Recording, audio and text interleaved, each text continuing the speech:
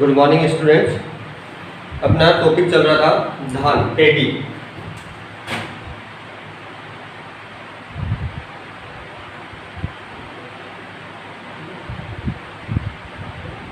इसका अपन ने वैज्ञानिक नाम जलवायु, मृदा और इसकी बुआई की जो विधियां है, सूखी क्यारी विधि और गीली क्यारी विधि, डेपो विधि। डेपो विधि कितने दिन में तैयार होती है, इनकी बिना मृदा की तैयार की जाती है। अब अपन आगे बात करते हैं जो धान की खेती है उत्तरी भारत में तीनों मौसमों में की जाती है। उत्तरी भारत में तीनों मौसमों में की जाती है। देखो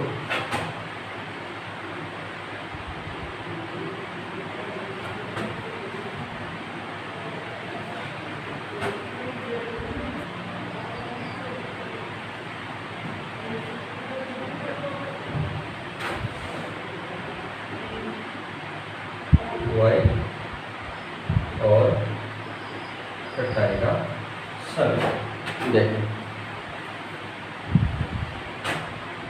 अस, अमन और बोरो। असमन और बोरो।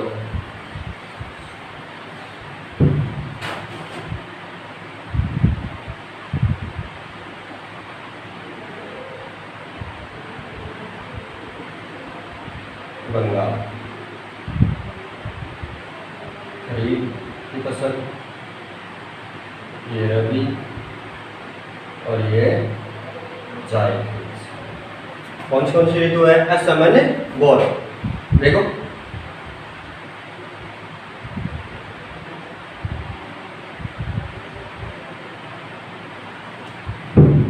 बुआई का समय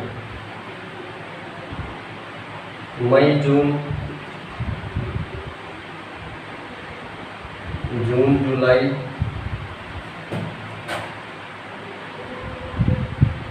और सितंबर नवंबर दिसंबर। नवंबर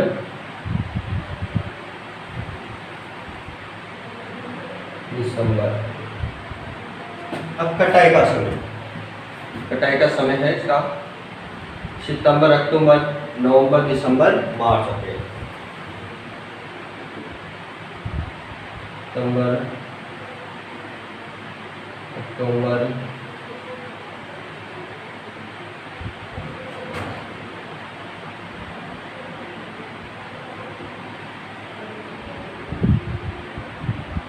नवंबर दिसंबर और मार्च अप्रैल।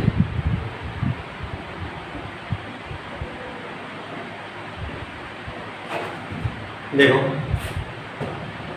सितंबर अक्टूबर नवंबर दिसंबर मार्च अप्रैल। नवंबर दिसंबर मार्च अप्रैल। ये क्या है? उत्तरी भारत में तीनों ऋतुओं में बोई जाती है धान की फसल। अस, अमन, बोरो। ऋतु क्या है? अस, अमन, बोरो। क्षेत्र असम खरीफ की फसल, भारत में रबी की फसल और बंगाल में बोरो ऋतु में कौन सी? जायद की फसल ली जाती है। अब देखो बुआई का समय मई जून। अस जो असम में की जाती है वो मई जून में इसकी क्या की जाती है? बुआई। और सितंबर अक्टूबर में कटाई। मई जून में क्या की जाती है? बुआई। सितंबर अक्टूबर में कटाई। जून जुलाई में इसकी बुआई करते हैं और कटाई करते हैं नवंबर दिसंबर में। कटाई कब करते हैं? नवंबर दिसंबर में।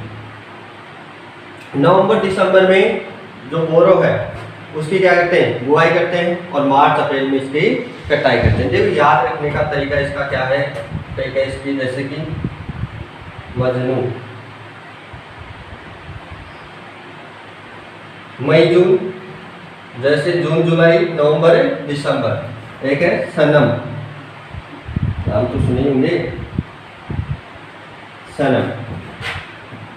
सितंबर अक्टूबर नवंबर दिसंबर मार्च अप्रैल। ये क्या है? तीनों ऋतुओं में बुआई की जाती है। सीधी बुआई के लिए क्या बात करते हैं अपन? किस्मों की। किस्में, वैराइटीज। किस्में देखो सीधी बुआई हेतु पूसा,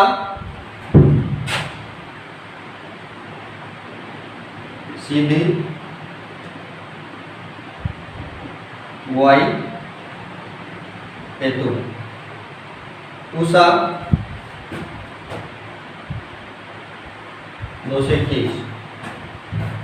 बाला, ये कौन सी है? बाला, लिखते जाना। बाला नर्सरी के लिए IR 8, नर्सरी के लिए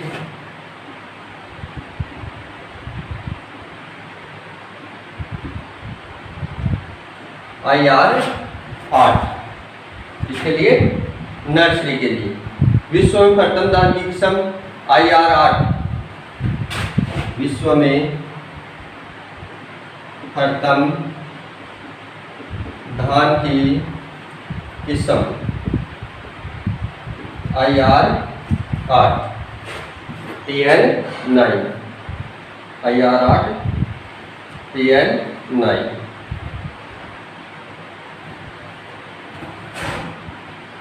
यह 1964 भारत में आई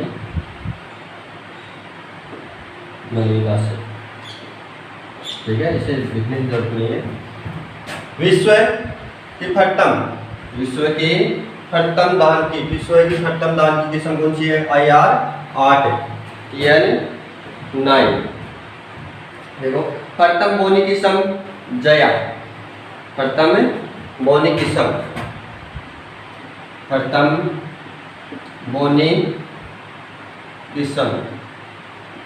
Jaya.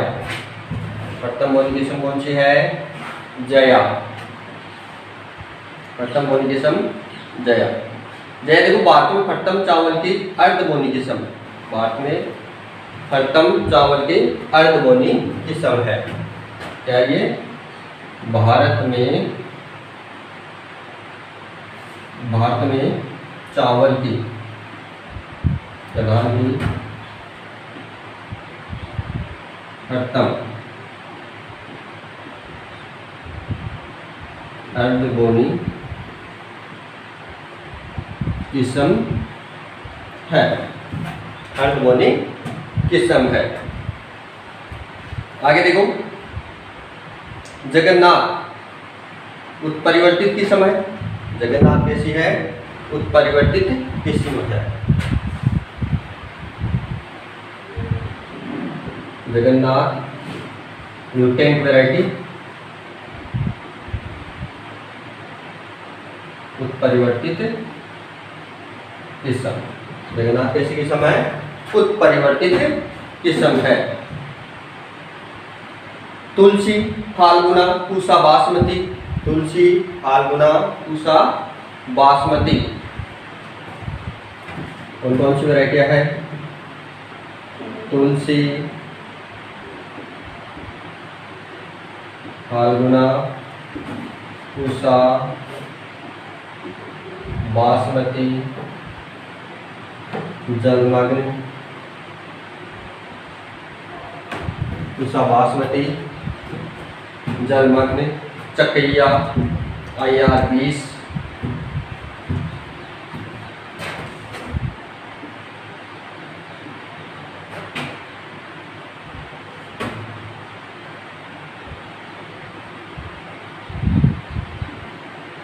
IR 20,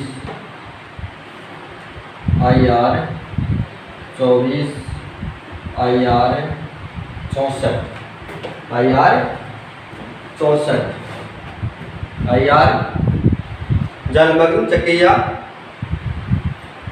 IR 20, IR 24, IR 64।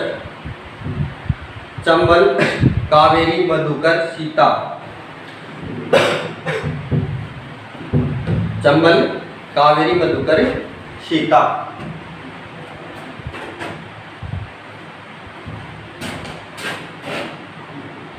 Chambal Kaveri Madhukar और सीता। चंबल कावेरी मधुकर सीता लूणीश्री एक ही समय लूणीश्री सुप्रधान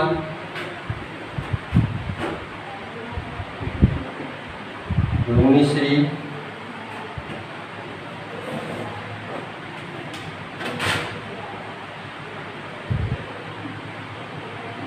सुप्रधान लूणीश्री सुप्रधान लूणीश्री सुप्रधान। ये IR8 जया रत्न ये लवण सहनशील किस्में है। IR8 जया और रत्न कैसी किस्म है? लवण सहनशील किस्म है। एक PRH10 PRH10 है कौन सी किस्म है? PRH10 PRH10 Pusa hybrid Pusa rice hybrid 10 Pusa rice hybrid 10 ये विश्व की प्रथम बासमती किस्म है। विश्व की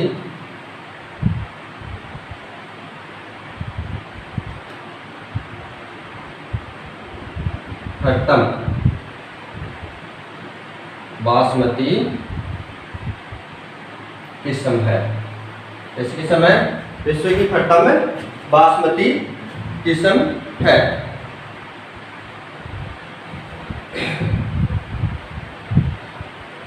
और भारत की प्रथम बासमती किस्म CORH1 भारत की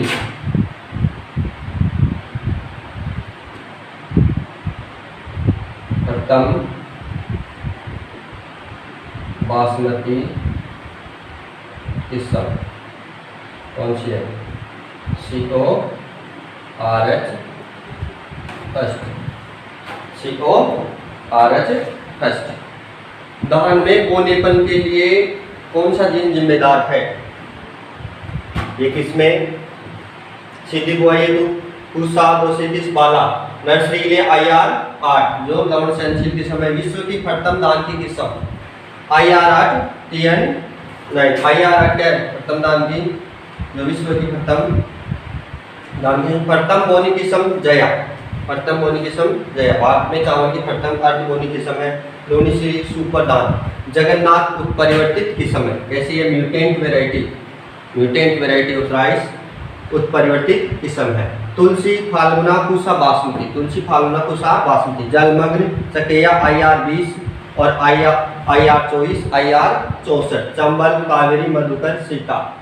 और PRH10 विश्व की प्रथम बासमती किस्म है पूसा राइस हाइब्रिड 10। P का मतलब पूसा, R का मतलब राइस और H का मतलब हाइब्रिड 10 विश्व की प्रथम बासमती किस्म। भारत की प्रथम बासमती किस्म CORH फर्स्ट। अब आगे देखो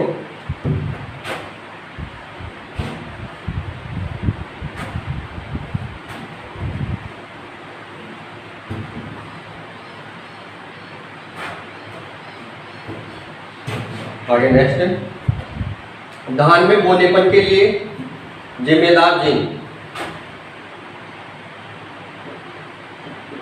धान में बोनेपन के लिए जिम्मेदार जीन कौन सा है? D G वो जीन कौन सा जीन है? DGU gene.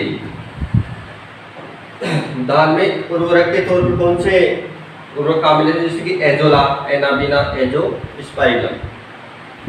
क्रांतिक अवस्थाएं धान में सिंचाई की क्रांतिक अवस्थाएं कौन कौन सी क्रांतिक अवस्थाएं होती है जिन पर सिंचाई करनी चाहिए? तो क्रांतिक अवस्थाएं देखिए आप क्रांतिक अवस्थाएं धान में क्रांतिक अवस्थाएं इनको नोट कर लेना।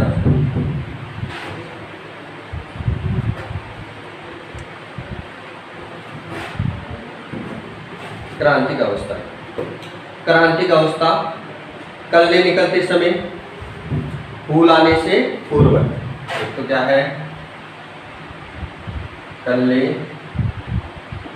निकलते समय, फूल आने से पूर्व। दूसरी, फूल आने से पूर्व। फूल आने के बाद दाना बनते समय, फूल आने के बाद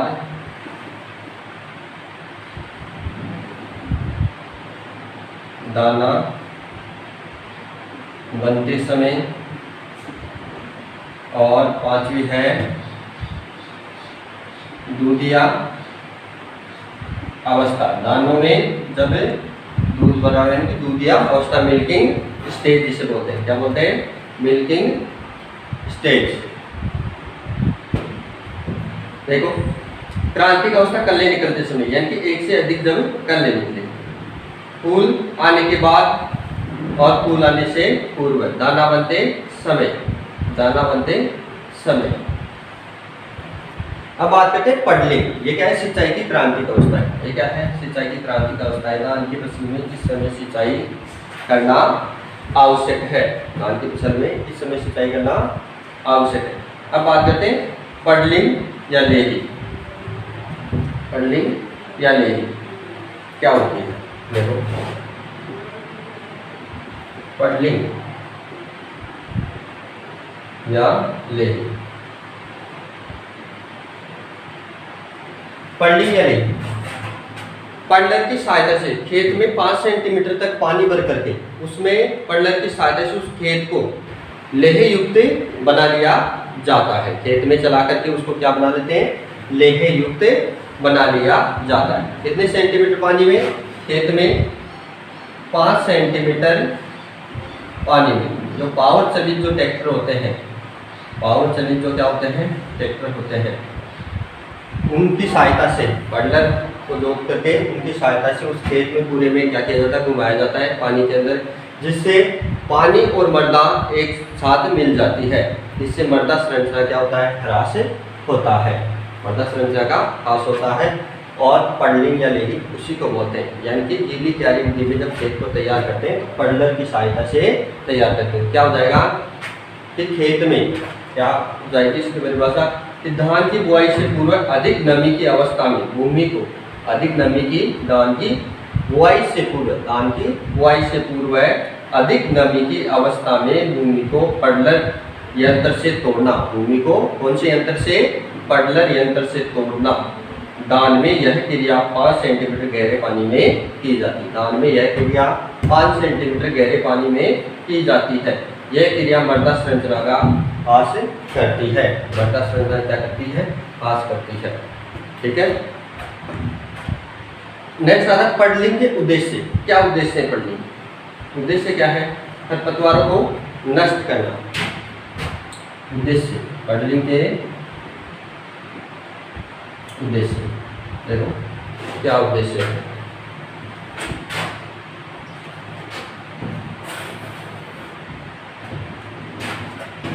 एक तो उद्देश्य है इसका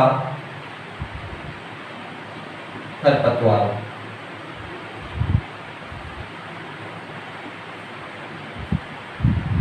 खरपतवारों को नष्ट करना, खरपतवारों को नष्ट करना। दूसरा है निष्कासन से होने वाले